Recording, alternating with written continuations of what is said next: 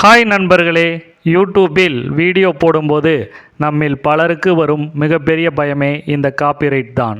Video upload செய்த உடனே copyright claim அப்படின்னு ஒரு மெசேஜ் வரும். உடனே பதறி போய் வீடியோவை டெலீட் பண்ணுவோம். ஆனால் உண்மையிலேயே கிளைம் வந்தால் பயப்படணுமா, இல்லை ஸ்ட்ரைக் வந்தால் பயப்படணுமா? எது உங்கள் சேனலை நிரந்தரமாக முடக்கும்? இதை பற்றி தான் இந்த வீடியோவில் அக்கு வேறு ஆணிவேராக பார்க்க போகிறோம். ஸ்கிப் பண்ணாமல் பாருங்கள், ஏன்னா இது உங்கள் சேனலோட எதிர்காலம் சம்பந்தப்பட்டது. காப்பிரைட் கிளைம் என்றால் என்ன? முதலில் காப்பிரைட் கிளைமை பற்றி பார்ப்போம். இது பெரும்பாலும் நீங்கள் பயன்படுத்தும் பின்னணி இசை அல்லது வேறு ஒரு வீடியோவில் சிறு பகுதிக்காக வரும்.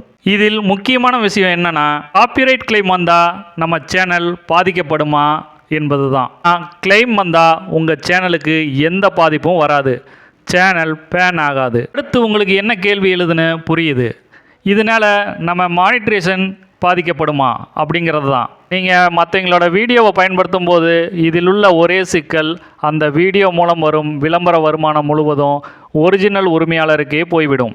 சுருக்கமாக சொல்லப்போனால், கிளைம் வந்தால் உங்கள் உழைப்புக்கான காசு உங்களுக்கு கிடைக்காது, அவ்வளவுதான். ஆனால் உங்கள் சேனல் பாதுகாப்பாக இருக்கும். அடுத்தது காப்பிரைட் ஸ்ட்ரைக். இப்போ தான் உண்மையான ஆபத்தே இருக்குது. காப்பிரைட் ஸ்ட்ரைக் இது எப்போ வரும்னா, நீங்கள் இன்னொருத்தரோட வீடியோவையோ கண்டென்ட்டையோ அவங்க அனுமதியே இல்லாமல் அப்படியே பயன்படுத்தும் போது அவங்க யூடியூப் கிட்ட புகார் அளிப்பாங்க. அப்படி புகார் அளிக்கும் போது யூடியூப்லேருந்து நமக்கு காப்பிரைட் ஸ்ட்ரைக் வரும். ஸ்ட்ரைக் வந்தால் என்ன நடக்கும்? முதல் ஸ்ட்ரைக், உங்கள் வீடியோ நீக்கப்படும். ஒரு வாரத்திற்கு வீடியோ அப்லோட் செய்யவோ லைவ் ஸ்ட்ரீம் செய்யவோ முடியாது. இந்த ஸ்ட்ரைக் 90 நாட்கள் உங்கள் சேனலில் இருக்கும். மேலும் 90 நாட்களுக்குள் இரண்டாவது ஸ்ட்ரைக் வந்தால் 2 வாரங்களுக்கு உங்களால் எதையும் செய்ய முடியாது. மூன்றாவது ஸ்ட்ரைக், இதுதான் முடிவு. 90 நாட்களுக்குள் 3 ஸ்ட்ரைக் வந்தால் உங்கள் சேனல் நிரந்தரமாக நீக்கப்படும்.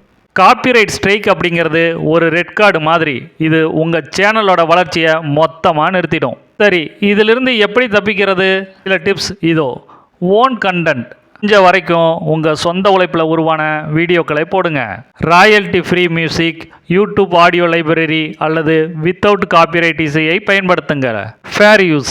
கல்வி சார்ந்த விஷயங்களுக்கு அல்லது விமர்சனம் செய்யும் போது பிறர் வீடியோக்களை பயன்படுத்தலாம்.